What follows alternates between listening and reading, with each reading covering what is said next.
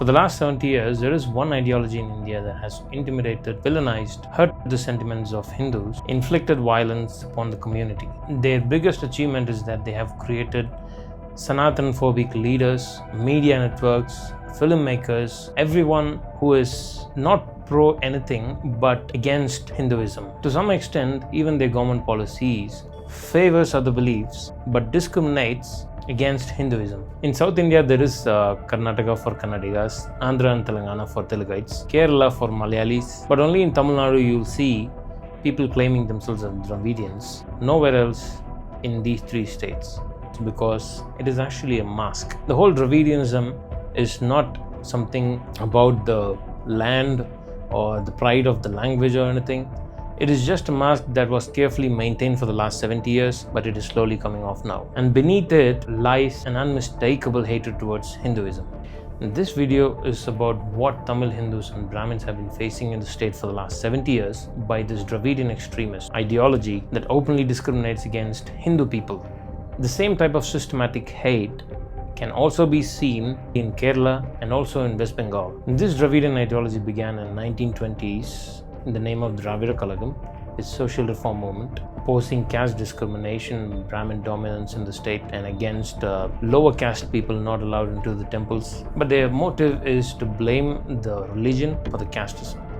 Even though we all know that there has been divide in the society throughout the world, everywhere. Fact is, there are bad actors in every corner or in every community in India, but also entire world. But blaming entirely religion for that untouchability is totally wrong. There are many people who actually stood against caste discrimination, even in Brahmin community. For example, Subramanya Bharati, who is totally hidden by the Dravidian narrative. We all want to see a society where there is no caste discrimination and untouchability, but that should not be in the form of spreading hatred against Hinduism and favoring other religions. The reason why Dravidians chose Brahmins and not Kshatriyas or any other category is to show that they are not against Hinduism, just against Brahmins. But slowly it has gotten into a narrative that is wipe out the ideology of Hinduism and replace it with Christianity. Fringe groups like Dravidianism has many times burned the effigies of Lord Rama, Lord Krishna, and constantly these groups insult the epic like Mahabharata and the Ramayana and many Hindu deities.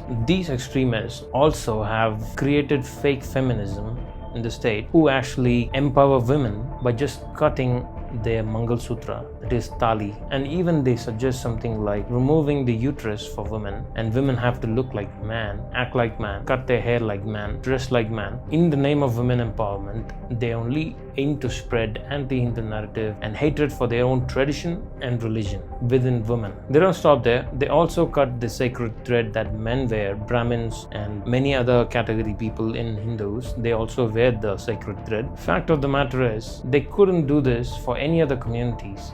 They knew very well that Brahmins can't fight back. This is why their first target was Brahmins in Tamil Nadu. The thing which started at that point of time in 1920s and 30s, even today, they are very strong in opposing the Hinduism. We can see many instances even today, like Tamil Nadu CM Stalin goes to a marriage function of a different religion, and he spreads hatred against Hinduism by saying that the tradition of reciting these mantras during marriage is utterly disgusting. Kamal Haasan, as we know, is a famous actor in Tamil industry, and he is the one who is spearheading this ideology on hatred against Hinduism and have many times attacked the religion and tried to divide the people through his movies. If you don't like a religion, you should not be following it and you should not be talking about it.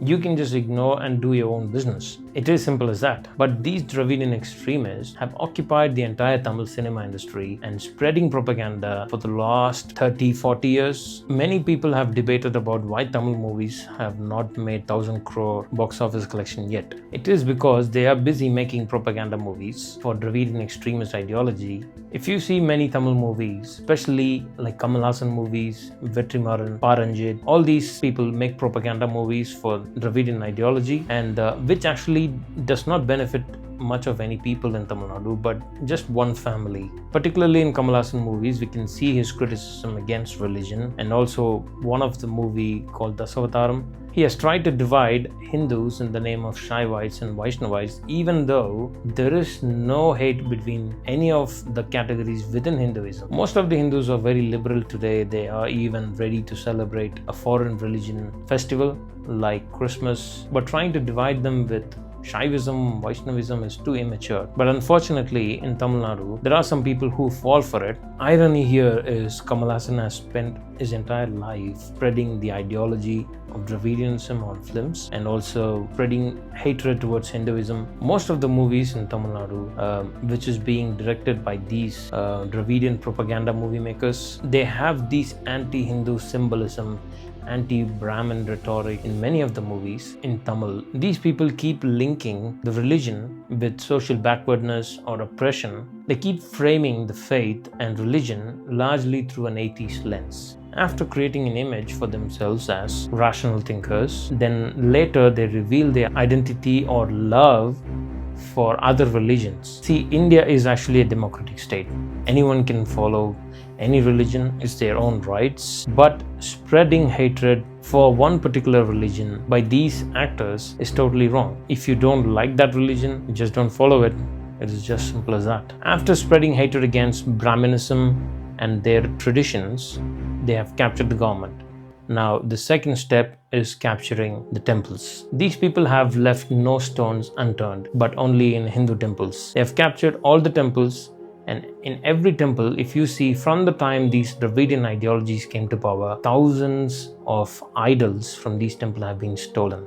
In one of the instances, Karunanithi's daughter, she asked a question on why there is a man standing guarding the hundial in temple, but less she knows that her own party members are the one who are stealing those hundials and idols. Anyone who went recently to Tamil Nadu to any temples will know that they have barely maintained it, and most of the temples and idols are dirty that we don't even feel like worship, which is their ulterior motive. In respect to temples, the chief minister of the state, Stalin, has to learn from his neighbor state, Chandrababu Naidu, who is actually maintaining one of the best temples in the country, is Tirupati Devasthanam. This Dravidian party will spend crores and crores of money to stop people from carrying out their own Hindu traditions in temples like Tirupurangundram, but will happily sponsor to Christians and Muslims to follow their belief. Temple money, temple gold is being looted by the DMK government. Over the period of time, they have also demolished many temples in the state.